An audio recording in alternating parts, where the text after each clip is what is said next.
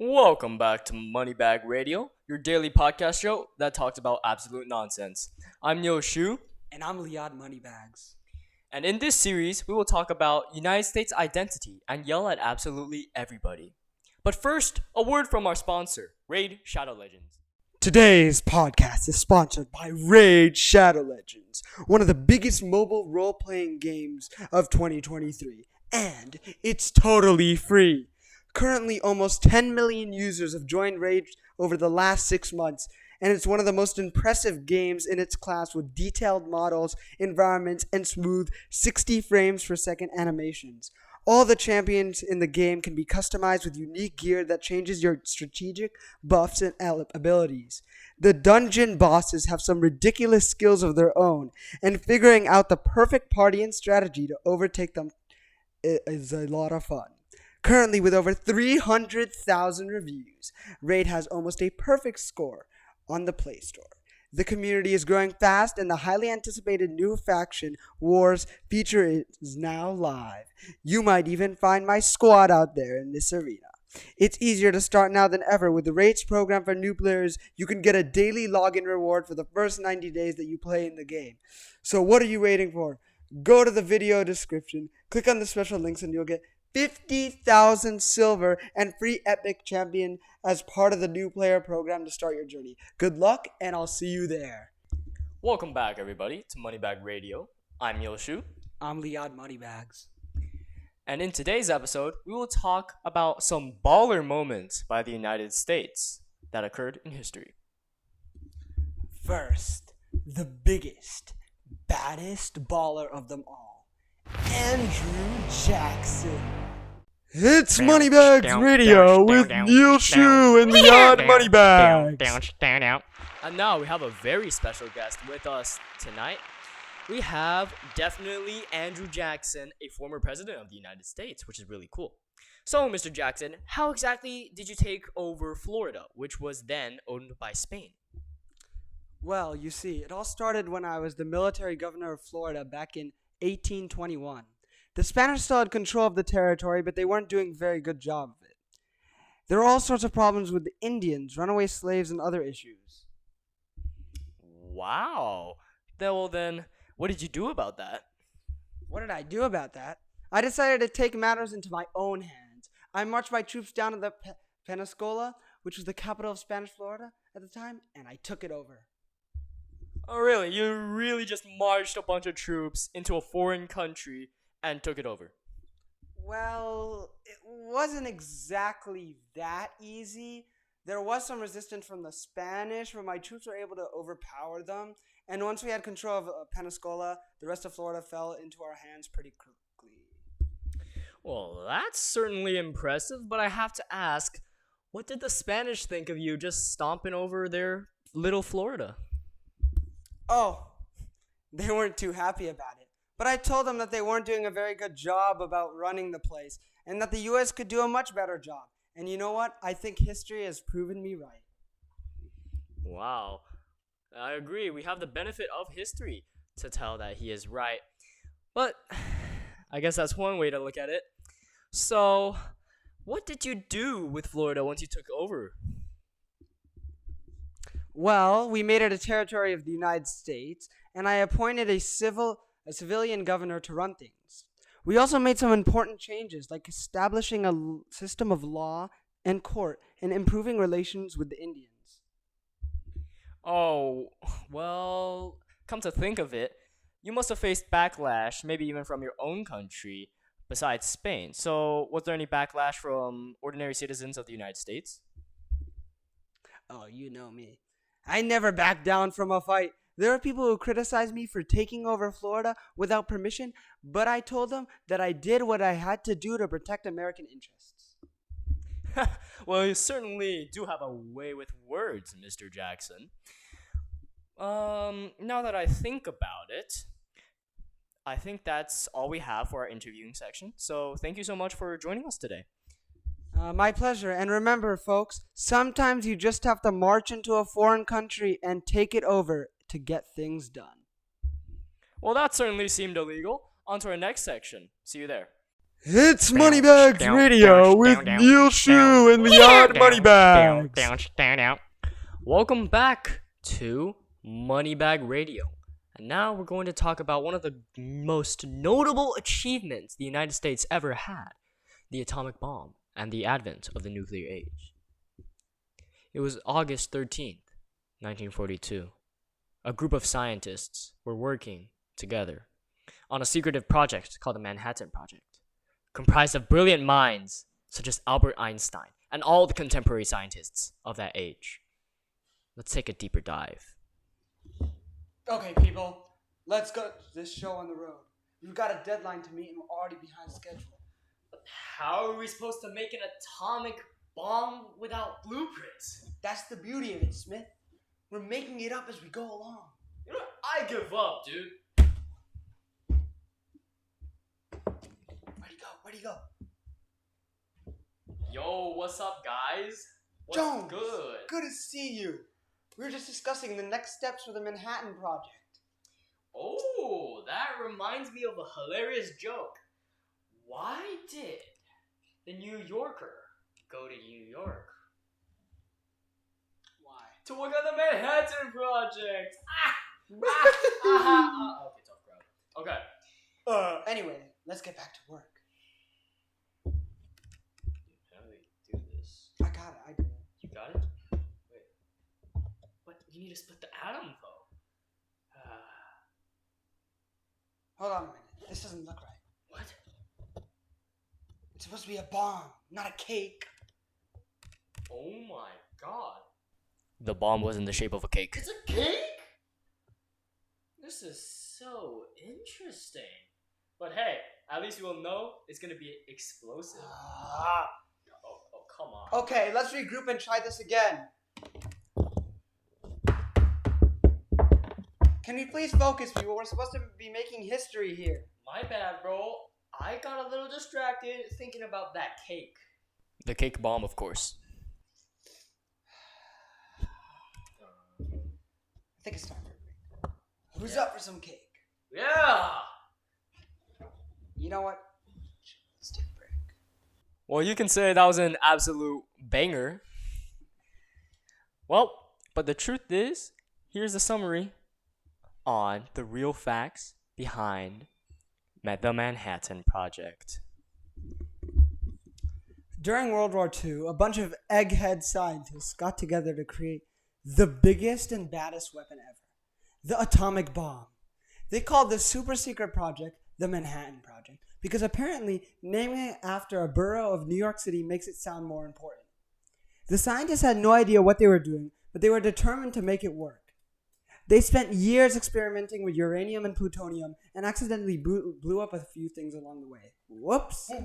But eventually they managed to create a bomb so powerful it could wipe out an entire city in a single blast. Despite the fact that they were essentially building a weapon of mass destruction, the scientists tried to convince themselves that they were doing it for the greater good. They claimed that dropping the atomic bomb on Japan would help bring an end to the war, even though it would result in deaths of thousands of innocent civilians. In the end, the Manhattan Project was a success, and the atomic bomb was dropped on Hiroshima and Nagasaki, effectively ending the war. But at what costs? The scientists had created a weapon so terrible it could destroy the entire world. Maybe next time they should stick to building things that won't obliterate humanity, like a really cool roller coaster or something. Up next on Moneybagg Radio, two idiots talk about the hypocrisy of the United States system. 1776. Thomas Jefferson is alone writing in his study when his friends, like John Adams, are partying outside. But he comes up with a dilemma. That all men are created equal? But how can I claim that all men are created equal when I myself own slaves? How can I write about something like freedom and justice when I deny those very things? Oh, Tommy, my boy. How goes the writing? It goes, Adams, it goes. But I'm struggling with something. Oh. Well, with what? I'm struggling with the hypocrisy of it all. How can I write about equality and freedom when I own slaves? That's a good point, Jefferson. Just remember, this document isn't just about us. It's about the future of the nation. The future of this nation? What kind of future can we have if we don't practice what we preach? Oh, that's exactly the point, my friend. The document will serve as a beacon for future generations. It will inspire them for the ideals that you've written down. I see your point, Adams. But I still feel like hypocrisy to me. Well then, let's make it a challenge for ourselves. Let's not just write about these words, let's live them. I bet I could win $10. $10? I like that, Adams. Let's do it! $10. $10. You're going to buy me beer later. I'm gonna go buy. I think you're already a little too tipsy. Unfortunately, Thomas Jefferson did not live up to these things and had to pay John Adams $10. But, in short, the summary of the hypocrisy of the Declaration of Independence goes as follows. As you already know, in 1776, a bunch of colonial dudes got together and wrote a fancy document called the DOI, or the Declaration of Independence. And it was all about freedom and equality and how every person had the right to life, liberty, pursuit of happiness, equality. Sounds great, right? Like, that's pretty novel things to say during the 1700s and even in the late 1700s. But the hypocrisy of that is that most of the people who even signed the document owned slaves. Yeah, you heard that right. They were all big hypocrites. They were talking about freedom for everybody. All men are created equal. Yet they still owned other people and they also treated them horribly. But wait, it gets worse. These colonial fellows also thought it was totally okay to discriminate against women, indigenous peoples, and pretty much anybody else who wasn't a white land-owning man. So much for all men are created equal. More like all white land-owning men are created equal. But despite their obvious hypocrisy, the Declaration of Independence went on to become one of the most important documents in American history. It inspired countless people to fight for their rights and freedoms, even if the people who wrote it didn't always practice what they preached. So the next time you hear someone going on about the Declaration of Independence and how great it was, just remember, it was written by a bunch of slave-owning, sexist, hypocritical dudes, but that it led to a better future. And now, a word from our sponsor, Rise of Kingdoms!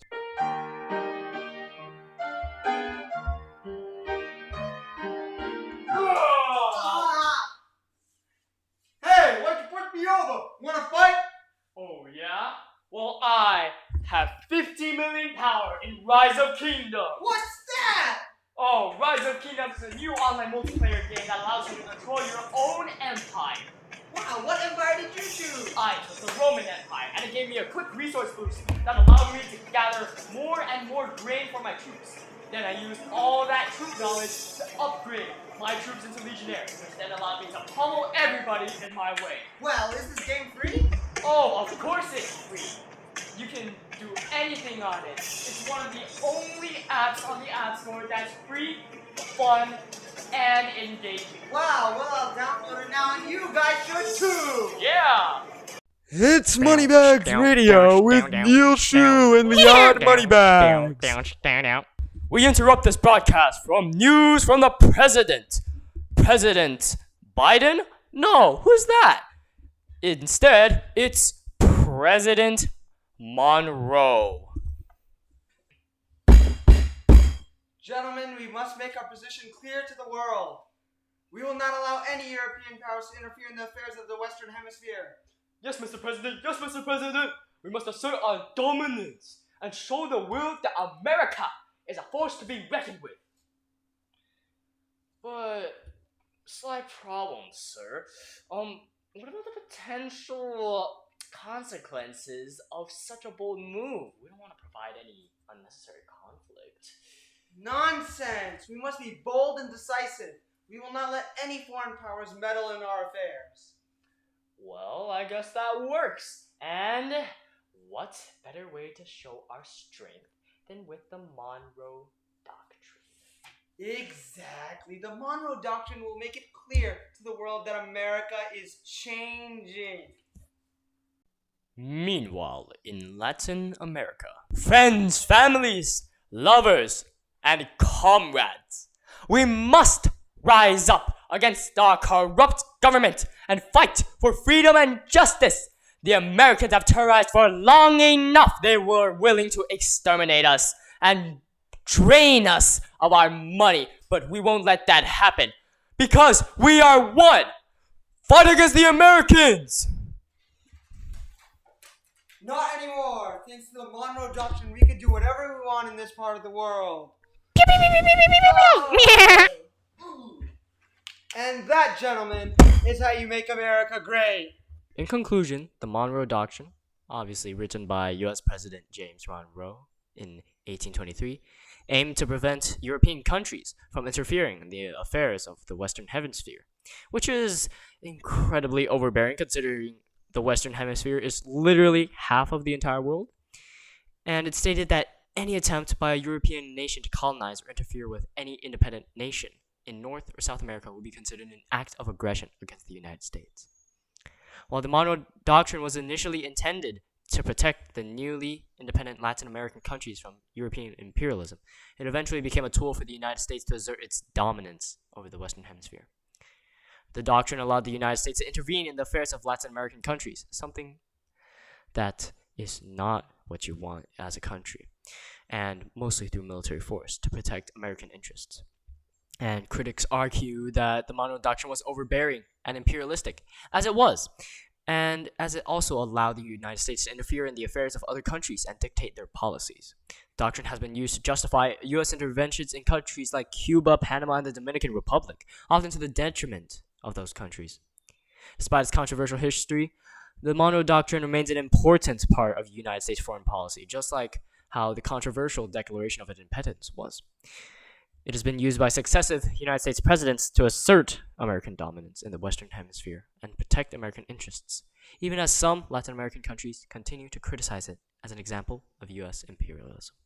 Well, thank you for tuning in for these 3-part series about the United States. And to summarize, identity in the United States is a funny thing.